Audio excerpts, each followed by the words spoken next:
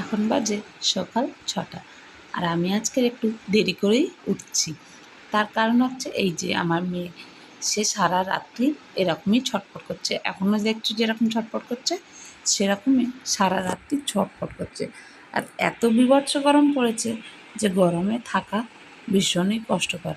আর ওর মনে হয় গরমে রাত্রে ভীষণ কষ্ট হচ্ছিলো, যেই কারণে বারবার করে কেঁদে কেঁদে উঠছে আর ছটফট করেই যাচ্ছে। বিছানা থেকে উঠে একটু ঠাকুরের নাম নিয়ে দিনটা শুরু করলাম। গুড মর্নিং বন্ধুরা, কেমন আছো সবাই? আশা করছি সবাই খুব ভালো আছো। আচ্ছা, একটা কথা বলো তো, আমি কি দেখতে এতটাই খারাপ, না আমার ভিডিওগুলো এতটা খারাপ যে তোমরা কেউই আমার ভিডিও দেখো না? এত কষ্ট করে একটা ভিডিও বানাই যে তোমাদের এন্টারটেনমেন্ট করার জন্য। আমি বুঝি না যে আমার ভিডিওতে কেন ভিউ আসে না, কেন আমার ভিডিও তোমাদের পছন্দ হয় না। প্লিজ আমাকে একটু কমেন্ট করে জানিও যে আমার ভিডিও তোমাদের কেন পছন্দ হয় না। আমি যদি দেখতে খারাপ হয় তাতে আমার এতে কী দোষ বলো? ভগবান আমাকে যেরকম বানিয়েছে আমি সেরকমটাই। এই যে দেখো বাইরে কতটা রোদ্দুর উঠে গেছে, এখন বাজে সকাল 7টা, আর এদিকে ভরপুর রোদ্দুর উঠে গেছে। চলে এসেছি রান্নাঘরে, ওইদিকে আমার শাশুড়ি মা ভাত বসে দিয়েছিল, আর এদিকে আমি নিয়ে নিলাম 1 কাপ লাল চা লেবু দিয়ে। বিস্কুট যদিও আমি এখন সকালবেলা খাই না, তবে এই যে আজকের একটু বিস্কুট খাচ্ছি। মাঝের মধ্যে খাই, একদমই কোনো দিন খাই না সেটা বলাটা ভুল। মাঝে মধ্যে আমি একটু বিস্কুট খাই। চলো এখন এই যে লেবু দিয়ে লাল চা আর সঙ্গে 2টো বিস্কুট নিয়ে বসে আছে। আর এই যে আরেকজন ওয়াকারের মধ্যে ঢুকে ঘুরে বেড়াচ্ছে, দেখতে পাচ্ছ? এখনই বিস্কুট দেখবে ব্যাস চিল্লানো শুরু করে দেবে। ওকে বিস্কুট দিতে হবে, ও খাক আর না খাক, কেউ যদি কিছু খায় সেটা ওকে দিতেই হবে, তাতে খেতে পারুক আর না পারুক। যাই হোক, চলো চা খাওয়া শেষ করে চলে আসলাম আবারও রান্নাঘরে। এখানে নিয়ে নিলাম ডাল, মুসুরির ডাল নিয়ে নিলাম। চলো মুসুরির ডালটাকে এখন আমি ভালো করে 3 থেকে 4 বার ধুয়ে জল ফেলে ফেলে দেবো। ভালো করে ধুয়ে ধুয়ে জল ফেলে দেবো। তার কারণ হচ্ছে অনেক সময় দেখবে ডালে পোকা লেগে যায়, প্লাস ডালে ওই একটা পোকা না লাগার জন্যে কিন্তু পাউডার দেওয়া থাকে। সেই জন্যে আমি যখনই ডাল বা চাল নিই ভালো করে ধুয়ে নিই। আর এদিকে দিয়ে দিয়েছিলাম প্রেসারে আলু, যেটা সিদ্ধ হয়ে গেছে, প্রচণ্ড গরম, তাই টেবিলে ফ্যানের তলায় নিয়ে এসে মাখছি। দেওর খেয়ে বেরাবে এখনই, ওকে খাবারটা রেডি করে দিতে হবে। এখন বাজে 8:30। ও 8:30 খেয়ে 9:45-র মধ্যে অফিসে বেরিয়ে যায়। তাই এই যে ওর খাবারটা রেডি করে দিতে পারলেই আমার শান্তি। ও বেরোতে বেরোতে আবার তোমাদের দাদাভাই বেরোবে, শান্তি নেই আমার। এরপরে আবার ছেলের স্কুল থাকলে ছেলে বেরোয়, এই তো একের পর এক লেগেই থাকে। তো যাই হোক, ওকে আলু সিদ্ধ করে দিলাম, আর দেখলে যে ডালটা ধুলাম, সেই ডালটা তাড়াতাড়ি করে প্রেসারে এখানে সিটি দিয়ে দিলাম। তো এই যে এখানে ওকে ডাল সিদ্ধ আলু সিদ্ধ দিয়ে ভাত দিয়ে দিলাম। এতক্ষণে বাজারে মাছ বলে দিয়েছিল, মাছ চলে এসছে। ছেলে বলল আমাকে একটা মাছ ভেজে দাও। তো ভেবেছিল কাতল মাছ নিয়ে এসছে, তবে খুলে দেখি ইলিশ মাছ। ছেলে আবার ইলিশ মাছটা ইদানিং দেখি একদমই পছন্দ করছে না, কাঁটা প্লাস গন্ধ, এই দুটো ও পছন্দ করছে না। এদিকে দেখো আমার মেয়ে ঘুমিয়ে পড়েছে। তো ওইদিকে সবাই বেরিয়ে গেল, তোমাদের দাদাভাইকেও একটা মাছ ভেজে আর ডিমের অমলেট করে গরম ভাত ঘি দিয়ে মেয়েকে দিয়ে দিলাম, ও নিয়ে চলে গেল, মেয়ে ঘুমিয়ে পড়েছে। তো এদিকে ভাবছিলাম কী রান্না করবো, ইলিশ মাছ তো নিয়ে এসেছি, ডালও সিদ্ধ করেছি, আর কি করব? তাই ভাবলাম যাই ঘরের পিছন দিক দিয়ে একটু কচুর শাক কেটে নিয়ে আসি। এই যে কালো দুধমান কচুগুলো আছে, কচুগুলো কিন্তু একটুকু মুগ্ধ হয় না, আর এত মিষ্টি, খেতে কিন্তু দারুণ লাগে। আর এই কচু আমাদের বাড়িতে ভর্তি হয়ে গেছে। তো ভাবলাম যে যাই, গাছগুলোও অনেক বড় বড় হয়েছে জানলার সামনে, একটু কেটেই নিয়ে আসি। ইলিশ মাছের মাথা দিয়ে কচুর শাক রান্না করব। তো এই যে আমি এখন কচুর শাকগুলো কেটে নিচ্ছি, দেখতে পাচ্ছ কচুর শাকগুলো কেমন হয়েছে। আমি এখানে কচুর শাক কাটছি, আর জানলা দিয়ে আমার মেয়ে এই করে আমাকে ডেকে যাচ্ছে। চলো দেখো কচুর শাকগুলো ভর্তি হয়ে গেছে, এই সবগুলোই আমি কেটে নেব। আর এই কচুর শাক তো জানোই যে রান্না করলে অল্প একটু হয়ে যায়। তো চলো দেখি কেটে কুটে কতটা হচ্ছে, সেই বুঝে যদি অনেকটা হয় তাহলে একটু রেখে দেওয়া যাবে, পরে আবার রান্না করে খাওয়া যাবে। তো এই যে দেখো কচুর শাকগুলো আমি সব কেটে নিয়ে চলে এসেছি। এখন হচ্ছে ভালো করে আগে আমি ধুয়ে পরিষ্কার করে নিচ্ছি, নাহলে এই যে ডাঁটার যে খাঁজগুলোর মধ্যে না, ওর মধ্যে বালি মাটি সব ঢুকে থাকে, সেটা কাটার পরে ধুতে না খুব অসুবিধা হয়। কেন বলো তো? যেহেতু এখন বর্ষা, মাটি টাটি তো লেগেই থাকে, বালি মাটি টাটি, তাই ধুতে ভীষণই অসুবিধা হয়। তো এই যে এখন আমি কচুর শাকগুলো ঝিরিঝিরি করে একদম পাতলা পাতলা করে কেটে নেব। চলো, এতগুলো কচুর শাক কাটতে কিন্তু বেশ অনেকটাই টাইম লাগবে। আমার সব কচুর শাক কাটা হয়ে গেছে, ভালো করে ধুয়ে টুয়ে নিয়ে চলে এসেছি। এখন বসিয়ে দিচ্ছি সেদ্ধ।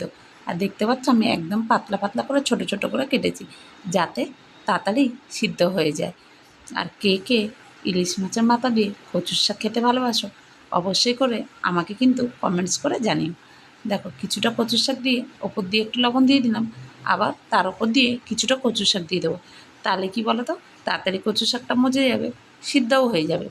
তো দেখো, এইখানে আমার কচুর শাকটা সিদ্ধ হয়ে গেছে। আর দেখো সিদ্ধ হয়ে কতটুকু হয়ে গেছে, উপর চুপুর এক গামলা হয়ে গেছিলো, সেটা সিদ্ধ হয়ে কতটুকু হয়ে গেছে।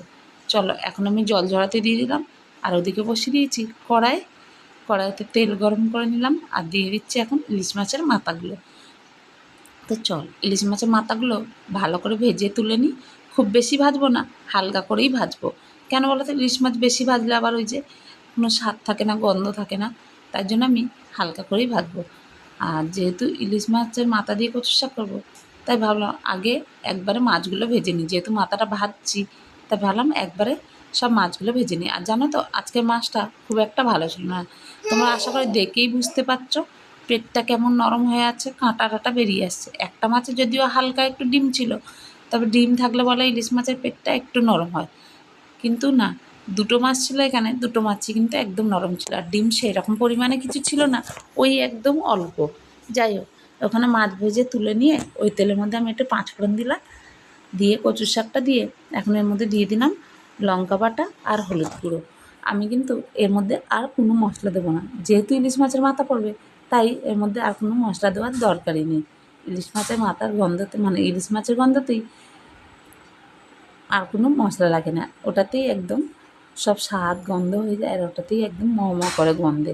চলো, মাথাগুলো আমি এখন একটু ভেঙে ভেঙে দেবো। আর কচু ডাঁটাগুলো দেখছো কী সুন্দর গলে গেছে, একদম গলে গেছে। এগুলো একটু মোটা মোটা করে কাটলে কিন্তু আবার ওই শক্ত শক্ত হয়ে, মানে একটু শক্ত শক্ত হয়ে থাকে, এরকম ঘেটে যায় না, সেটাও কিন্তু খেতে আর এক রকম লাগে টেস্ট। যাই হোক, ওইদিকে কচুর শাকটা হতে হতে আমি এদিকে একটু সর্ষে বেটে দিচ্ছি, মাছের ঝালটা করব। আর আমাদের মিক্সচার মেশিনটা ঠিক করে নিয়ে এসছে, তবে ওই মিক্সচার মেশিনের বাটির নিচের পেঁয়াজটা না ঢিলা আছে, কোনো জিনিস টিনিস বাটতে গেলে নিচ দিক দিয়ে জল গলে গলে পড়ে। তো ওটা তোমাদের দাদাভাইকে বলেছি যে ঠিক করে নিয়ে এসো, দেখি আবার কবে নিয়ে যায়। যাক, কখন বাজারে যায় আমারও মনে থাকে না, তোমাদের দাদাভাই তো ভুলেই যায়, ও তো কোনোদিন মনেই করবে না, আমাকেই মনে করে দিতে লাগবে। তো চলো, আমি এখানে সর্ষেটা বেটে নিলাম। আর এদিকে দেখো, কচুর শাকটা কিন্তু আমার একদম রেডি হয়ে গেছে। এখন আমি নামিয়ে নেব। এর মধ্যে কিন্তু আমি আর এক্সট্রা কোনো মশলা দিইনি, দেখতে পাচ্ছ। এখন আমি কচুর শাকটা বাটির মধ্যে নামিয়ে রেখে দেবো। চলো, আর গরম ভাত দিয়ে খেতে যা লাগবে না, ওফ, জমে যাবে। আমি যদিও বেশি কাঁটাকুটি পছন্দ করি না, তাই এই দেখো আমার কচুর শাকটাও রেডি। আর এইদিকে আমার মাছের ঝালটাও হয়ে গেছে। খুব ঘন করে করিনি, একটু ঝোল ঝোল করে করেছি মাছের ঝালটা। আর দেখো মাছগুলো ভেঙে ঘেঁটে কী অবস্থা হয়েছে, মাছগুলো এতটাই নরম ছিল যে মাছগুলো একদম ভেঙে ঘেঁটে কী অবস্থা হয়ে গেছে। যাই হোক, চলো, আমার রান্না বান্না কমপ্লিট হলো। আর এখন গ্যাস ট্যাসগুলো পরিষ্কার করে নিই। ভিডিওটা একটু স্পিড করে দিলাম, অনেকটা লম্বা ভিডিও হয়ে গেছিলো, তাই একটু স্পিড করে দিলাম। এদিকে মেয়েও চিল্লাচ্ছে, আর ওদিকে শাশুড়ি ডাক দিচ্ছে। তো ফটাফট করে চলো গ্যাসটা মুছে নিই। আর আমি রোজকার মতনই দেখো গ্যাসটা সাবান টাবান দিয়ে ভালো করে মুছে নিচ্ছি। সাবান না দিলে না ঠিক মনটা মানে না। কেন বলো তো, ওই রান্নার পরে এত তেল টেল পড়ে, তেল মশলা টশলা, সাবান না দিলে শুধু যদি জল দিয়ে মুছি, কেমন একটা তেল তেল হয়ে থাকে, ঘোলা ঘোলা হয়ে থাকে, মানে একটা, মানে কী বলবো, একটা ঘোলা ঘোলা ভাব হয়ে থাকে গ্যাসটা, দেখতে মোটেও ভালো লাগে না আমার কাছে। সাবান দিয়ে মুছলে একদম চকচকে হয়ে যায়, পরিষ্কার হয়ে যায়। যাই হোক, দেখো আমার গোটা রান্নাঘর পরিষ্কার করা কমপ্লিট, একদম পরিষ্কার করে ফেলেছি। রোজ রান্না করার পরে আমি এইভাবে কিন্তু রান্নাঘরটা পরিষ্কার করে নিই, তাতে করে দেখতেও সুন্দর লাগে, পরিষ্কার থাকে। তো চলো, এখন হচ্ছে যত বাসন কুসন সকাল থেকে জমা হয়েছে, সে বাসন কুসনগুলো ধুয়ে ফেলছি। কি বলো তো, রান্না করতে গেলে না আমার কাছে প্রচুর বাসন লাগে। আমি রান্না করতে গেলে প্রচুর বাসন লাগে, আর আমার জল লাগে। আমি যে কোনো জিনিস ধরি না কেন একটু হাত ধুয়ে নিই। আমি কোনো জিনিস ধরে আবার একটা জিনিস ধরি না। এই দুটো বাতিক আমার ভীষণ আছে। বাসন বার করার, রান্না করতে গেলে একটা একটা করে অনেক বাসন লাগে আমার, আর হাত ধোয়া বাতিকটা তো আছে। চলো, ছেলে ইলিশ মাছ খাবে না, তাই ছেলের জন্য ডিম ভেজে নিলাম। পরীক্ষা চলছে যেহেতু, তাই ছেলের তাড়াতাড়ি চলে এসছে। আর এখন ছেলেকে চলো ভাতটা দিয়ে দিই। আর এইটা ছিল কবেকার ভিডিও, আমি নিজেও ভুলে গেছি। যাই হোক, সকালে আলু সিদ্ধ করেছিলাম, সেই আলু সিদ্ধটা থেকে গেছিলো। তো ছেলে বললো আলু সিদ্ধ দাও, আর মাছ খাবো না, মাছের ঝোল দাও। ওই আজ কথা একটা আছে না, যে আমি নিরামিষ খাই, মাছ খাই না, তবে মাছের ঝোলটা খাই। তো আমার ছেলের ক্ষেত্রে সেটাই আজকে খেটে গেল। যাই হোক, ছেলেকে ভাত দিয়ে আমি নিজেও ভাত নিয়ে বসে পড়লাম। চলো খাওয়া দাওয়াটা কমপ্লিট করে নিই। এখন আসলাম ওপরে মামাকে নিয়ে। এই যে কি পরিমাণে গরম, অসম্ভব পরিমাণে গরম, মামাম থাকতে পারছে না, ঘেমে জল হয়ে যাচ্ছে। খাওয়া দাওয়া কমপ্লিট হলো সব হলো, আমি এখন ওকে নিয়ে আসলাম। এই যে নিচে বারান্দায় ছেড়ে দিচ্ছে, এখন হচ্ছে টুকটুক টুকটুক করে ঘুরে বেড়াবে হেঁটে হেঁটে, দেওয়ার পিছনে পড়ে যাবে, টুকটুক টুকটুক করে নাচছে, নাচ দেখাচ্ছে, ছয়টি নাচ দেখাচ্ছে, মামা নাচ দেখাচ্ছে, নাচ দেখাচ্ছে, নাচ দেখাচ্ছে। ওর গায়ে যে একটা জামা দেবো, সেই জামা ওর গায়ে আমি দিতে পারি না, এত গরম, প্রচণ্ড গরম, প্রচণ্ড ঘেমে যায়। হ্যাঁ, এই জন্য ওর গায়ে আমি একটা জামা রাখতে পারি না। বাবা ওকে একটু করে নিতে, বাল্যকে ঝাঁপ দিয়ে দিই, পিঠে গু টু সব করে আছে ধর। তো চলো আবার পরে বিকালবেলা তোমাদের সন্ধ্যাবেলা তোমাদের সঙ্গে কথা বলবো। চলো টাটা। আর এখন দেখো সন্ধ্যাবেলায় জামা কাপড়গুলো নিয়ে বসে গেছি ভাঁজ করতে। জামা কাপড়গুলো ভাঁজ করে নিই। জামা কাপড় যদিও তোমাদের দাদাভাই রোজ ভাঁজ করে, তবে আজকে ভাবলাম আমি ভাঁজ করি। কেন? তোমাদের দাদাভাই অফিস থেকে এসে ছেলেকে নিয়ে টিউশন দিতে গেছে, তাই ততক্ষণ আমি জামা কাপড়গুলো ভাঁজ করে ফেলি। চলো,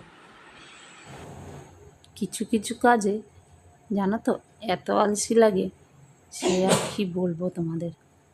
এই যে যেমন জামা কাপড় ভাঁজ করাটা আমার কাছে একটা আলসি, মশারি তোলা একটা আলসি, ভীষণ আলসি লাগে। সব কাজ করলেও এই কাজগুলোতে ভীষণ আলসি লাগে। এখন আমি দেখো ভয়েস দিতে বসছে, আর একজন পিছনে বসে হাঁচি হাঁচি করে যাচ্ছে আমার ছেলে। তো যাই হোক, চলো জামা কাপড়গুলো ফটাফট করে ভাঁজ করে নিই। আর এখন হচ্ছে মেয়ের জামা কাপড় কম হয় জানো তো, আমাদেরই জামা কাপড়টা বেশি হয়ে যায়। কেন? গরম পড়েছে, আর যেহেতু একটু বড় হয়েছে, আর এই গরমে ও একটু টয়লেট কমই করে। কিন্তু আমাদের এই যে ঘাম, সারাদিন ঘাম হয়, তাতে কতগুলো করে জামা কাপড় ছাড়া হয়ে যায়। আর আমার ছেলের তো কোনো কথাই নেই, কটা যে জামা কাপড় ছাড়ে সারাদিনে সে ও নিজেই জানে না। আর জামা কাপড় ছেড়ে যে কোথায় কোথায় ফেলে রাখে তাও ও নিজে জানে না। ভাবছিলাম আজকে মেয়ের যেখানে জামা কাপড়গুলো রাখি শোকেসের যে তাকটাতে, সেই তাকটা গুছাবো, কিন্তু এখন দেখছি সেটা আর হয়ে উঠবে না। এই জামা কাপড় গুছাতে এই করতেই সময় চলে যাবে, তারপর আবার মেয়েকে খাওয়াতে লাগবে, খাওয়ার টাইম হয়ে আসছে। আর কদিন ধরে জানো তো মেয়েটা খেতেই চাইছে না, ওই যে জ্বর হওয়ার আগের থেকেই ও একদমই খেতে চাইছে না। খাবার দেখলেই সারাক্ষণ মানে ওই ওয়াক ওয়াক করছে, বমি বমি ভাব আসছে ওর, মানে কি বলবো, খাবারের বাটি দেখলেই ওর বমি আসছে, এইরকম একটা ব্যাপার হয়ে গেছে ওর, যে খাবার দেখলেই বমি। জানি না, ওই জন্যে ইদানিং আমি ওকে সেরকম কিছুই খাওয়াচ্ছি না, ওই সেরেলাকটাই একটু বেশি খাওয়াচ্ছি। নাহলে ওকে আমি মাঝখানে একটু সুজি, মানে কোনো সময় একটু সুজি খাওয়াতাম, কোনো দিন একটু ছাতু খাওয়াতাম সকালের দিকে, আবার বিকালের দিকে, বিকাল বলতে রাতে ওকে রুটি করলে রুটি দিতাম, নাহলে একটু ডালিয়া করে দিতাম। কিন্তু এই বেশ কিছুদিন, মানে এই কদিন ধরেই আমি ওকে এইসব কিছুই দিচ্ছি না। কেন? একদমই খেতে চাইছে না, ভীষণ ওয়াক ওয়াক করছে। আর এইদিকে দেখো আলনাটা একটু গুছিয়ে নিলাম, আলনাটা এলোমেলো হয়ে গেছিলো, সেটা একটু ভালো করে গুছিয়ে নিচ্ছি। আর এই যে আলনার মধ্যে যতগুলো এক্সট্রা জামা কাপড় আছে সেগুলো তুলে নেবো। দেখতে পাচ্ছ এগুলো সব তোমাদের দাদাভাই এখানে গাদ্দি মেরে রেখেছে। তো এই এক্সট্রা জামা কাপড়গুলো ভাঁজ করে আলমারিতে তুলে দেবো। এখানে ছেলের আছে, তোমাদের দাদাভাইয়ের একটাই প্যান্ট আছে, ছেলের আছে, আমার আছে। তো সেগুলো চলো ভাঁজ করে আলমারিতে ঢুকিয়ে দিই।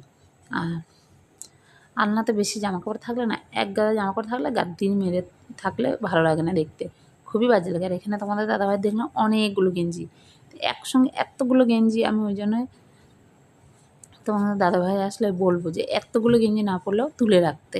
কেন বলো তো, ভালো লাগে না দেখতে, জামা কাপড়ে ভর্তি হয়ে থাকে না, আমার একদমই ভালো লাগে না। বেশ একটু পরিপাটি থাকবে, সেটাই কিন্তু বেশ ভালো লাগে আমার কাছে। কিন্তু সেই পরিপাটিটা আর আমার ঘরে থাকে না।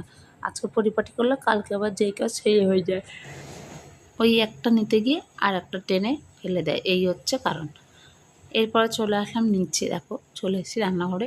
এখন হচ্ছে তরকারিগুলো গরম করে নেব। ওই যে সকালে রান্নার তরকারিগুলো সবই আছে, সেগুলো গরম করে নেবো। সবার আগে এখানে কচুর শাকটা গরম বসিয়ে দিলাম। আর কচুর শাক খেতে কিন্তু আমাদের বাড়িতে মোটামুটি সবাই ভালোবাসে।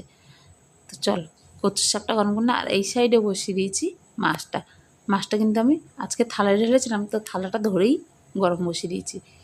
এই যে চলো আজকের মতন ভিডিওটা শেষ করা এই পর্যন্ত। সবাই ভালো থেকো, সুস্থ থেকো, আবার দেখা হবে।